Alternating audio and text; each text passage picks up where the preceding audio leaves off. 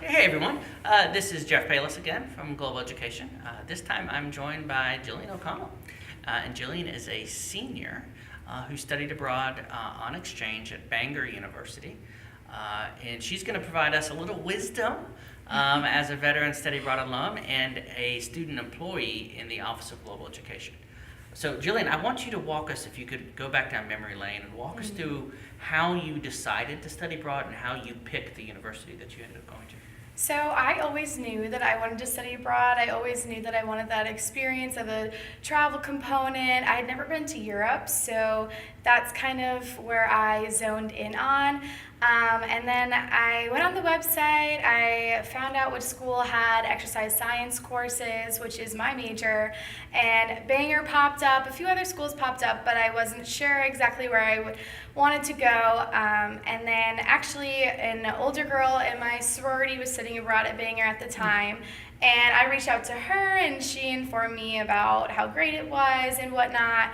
And then I found the right courses there for me, and that's kind of how it happened. I went with it. Do you remember how many High Point students went with you or were at Bangor this semester that you were there? Zero. Zero. So you were the Zero. only student from HPU at Bangor. Absolutely. And was that a good Absolutely. thing or a bad thing in hindsight? I think it was a blessing in disguise. I think at first I was very concerned about being the only student, and I wanted that security blanket of someone to go with me and just a familiar face. But I think it was the best thing ever because it forced me to branch out, and I think sometimes people don't branch out unless they have something that makes them if they don't know anyone else.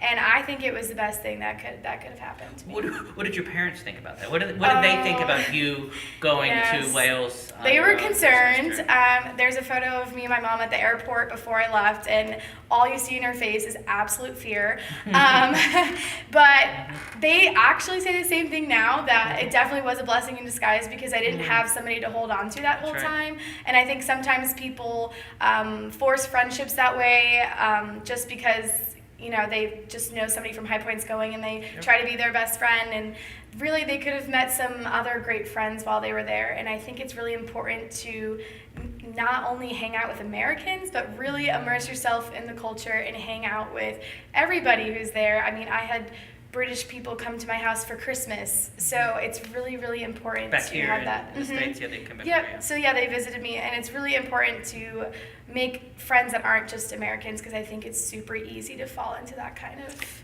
routine. And so what did you do for social life? You say you made friends. Who did you make friends with, and how did you make those friends? So I lived in a flat with 8 people, and they were all foreign, so they were automatically my first friends. We all shared a kitchen with one another. You probably went through orientation together Right, too at the yep, beginning. and we all went through orientation. Bangor was really good. They have a really nice study abroad program there as well, like we do here. So there was a lot of us there. There was, I think, 300 abroad students when we were there, and they planned trips for us and whatnot, so you could just kind of with them, and they would take us to the castle that weekend or Liverpool or whatnot. Also, they had an activities fair, which is really great, and I really encourage people to do that if you can. That's a great way to meet people who are from there. I know the girl who went this semester before me, she was on the cheerleading squad there, which really? I would have done if I could, but I went second semester. But so I think that that's really important for meeting people around there. Now, you didn't travel every weekend, right? And you instead, from what you're saying, Right. you spend more time perhaps locally, seeing the sites there, getting involved on campus, Right. student orgs. Yeah. So I think it's really, I mean, I definitely traveled a good amount, but I went there to experience Welsh culture, and that's what I wanted to do, and that's what I did. And I loved my university. I loved where I went, so I did want to stay there. There was a lot to do on the weekends. It was good to be involved in the clubs that I was in and whatnot. We had like a kayaking club, and we went down all the rivers in Bangor and stuff like that. So you had like a real So- university experience. I mean, you were there taking advantage Absolutely. of all the things that were available for you.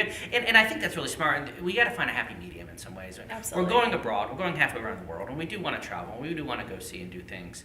But yet to do that and not take advantage of the fact that we are in resident and that we are a local university student, for that semester Right. would also be kind of defeating the purpose in some ways of going to attend another university. I think it's really important to immerse yourself in the culture that you picked before you go every single weekend somewhere else, because you won't get that full experience unless you make your university abroad your home. Now here's the $10 million question. And for those of you watching at home, Jillian graduates in 2 weeks. So what does the senior Jillian, who's about to graduate, want to tell the future Jillians of the world who are getting ready to go abroad and haven't left yet? I would say absolutely take advantage of every opportunity.